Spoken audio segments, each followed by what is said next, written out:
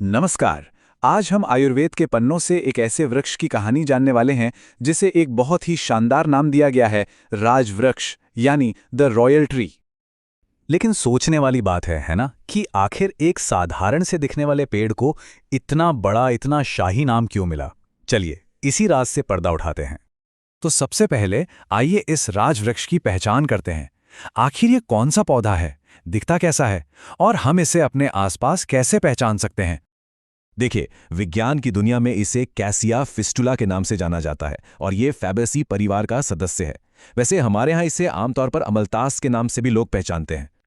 जरा इसकी कल्पना कीजिए, एक मीडियम साइज का पेड़ जो गर्मियों में सोने की तरह चमकने वाले पीले फूलों के गुच्छों से लद जाता है। ये फूल किसी झरने की तरह नीचे की ओर लटकते हैं और फिर आती हैं इसकी लंबी लंबी, करीब 1 फुट की काली फलियां। इन्हीं सख्त फलियों के अंदर छिपा होता है इसका औषधीय गूदा, जो असल में इसके सारे गुणों का खजाना है।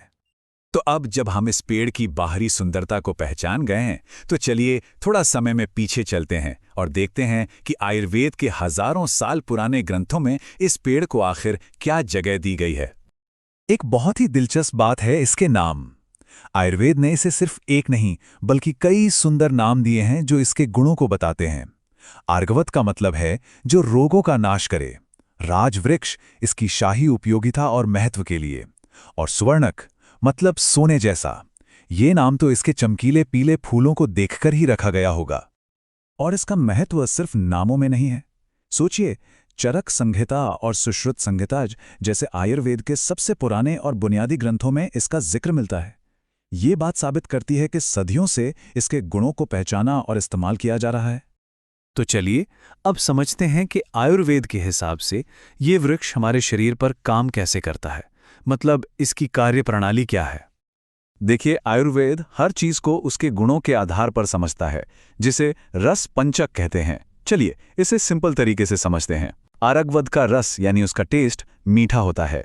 इसके गुण भारी और चिकने हैं। इसकी तासीर, जिसे वीर्य कहते हैं, वो ठंडी है, मतलब कूलिंग इफेक्ट वाली, और पाचन के बाद भी इसका असर मीठा ही रहता है। लेकिन इसका सबसे खास गुण है इसका प्रभाव, जो कि है विरेचक, यानी ये शरीर की बहुत ही सौम्यता से सफाई करता है। तो इसके 3 मुख्य काम हुए। पहला, पित्त शामक। अपनी ठंडी तासीर की वजह से ये शरीर की बढ़ती गर्मी, जलन और सूजन को शांत करता है। दूसरा, रक्त शोधक। ये खून को साफ करने का काम करता है। और तीसरा, विरेचक। ये पेट को साफ करके शरीर से टॉक्सिन्स को बाहर निकालता है। यही वो गुण है जो मिलकर इसे राजवृक्ष यानी औषधियों का राजा बनाते हैं। अब आते हैं सबसे दिलचस्प हिस्से पर। देखते हैं कि जो बातें हजारों साल पहले आयुर्वेद के ग्रंथों में लिखी गई थीं, उन पर आज का विज्ञान क्या कहता है। क्या इन दोनों के बीच कोई तालमेल है भी?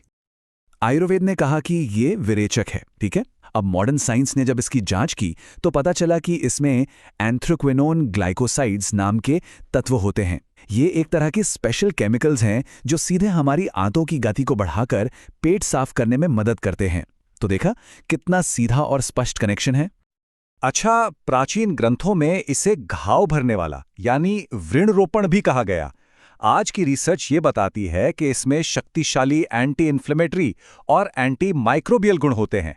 मतलब ये न सिर्फ सूजन कम करते हैं बल्कि इन्फेक्शन फैलाने वाले कीटाणुओं को भी रोकते हैं, जिससे घाव जल्दी भरता है। और आयुर्वेद का वो रक्त शोधक वाला सिद्धांत, मॉडर्न साइंस उसे एंटीऑक्सीडेंट और हेपेटोप्रोटेक्टिव गुणों से जोड़कर देखता है। एंटीऑक्सीडेंट का मतलब है ये शरीर को फ्री रेडिकल से बचाता है, जो हमारी कोशिकाओं को नुकसान पहुंचाते हैं। और हेपेटोप्रोटेक्टिव मतलब ये हमारे लिवर की रक्षा करता है, जो कि हमारे शरीर का सबसे जरूरी सफाई करने वाला अंग है। ये तालमेल सच में अद्भुत है। तो इसका जो मुख्य रहस्य है वह एंथ्राक्विनोन नाम के केमिकल कंपाउंड्स में छिपा है। यही वो तत्व है जो आर्गवद को इसकी सबसे प्रसिद्ध पहचान दिलाता है, एक सौम्य लेकिन असरदार विरेचक के रूप में। अच्छा, इतना सब कुछ जानने के बाद ये समझना भी तो जरूरी है कि इसका सही तरीके से उपयोग कैसे किया जाता है। जैसा हमने पहले बात की, मुख्य रूप से इसकी फली के अंदर का गूदा ही दवा के तौर पर इस्तेमाल होता है। इसे चूर्ण के रूप में या पानी में उबालकर काढ़ा यानी क्वाथ बनाकर या फिर घी के साथ पकाकर औषधीय घी के रूप में इस्तेमाल करते हैं।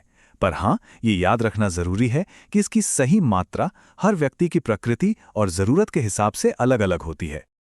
आयुर्वेद में ऐसी कई क्लासिकल दवाइयां हैं जिनमें आर्गवद एक मेन इंग्रेडिएंट होता है, जैसे आर्गोवधादि क्वाथ, जो त्वचा रोगों, खासकर जिनमें खुजली और जलन हो, उसमें बहुत उपयोगी है, और आर्गवद चूर्ण, जिसका उपयोग एक माइल्ड लैक्सेटिव के तौर पर कब्ज जैसी समस्याओं को दूर करने के लिए किया जाता है। तो आर्यवद की ये कहानी हमें सोचने पर मजबूर करती है कि आयुर्वेद के पन्नों में और न जाने कितने ऐसे राजवृक्ष छिपे हुए हैं जिनके हजारों साल पुराने ज्ञान और रहस्यों को विज्ञान आज अपनी नई तकनीक से एक-एक करके दुनिया के सामने ला रहा है।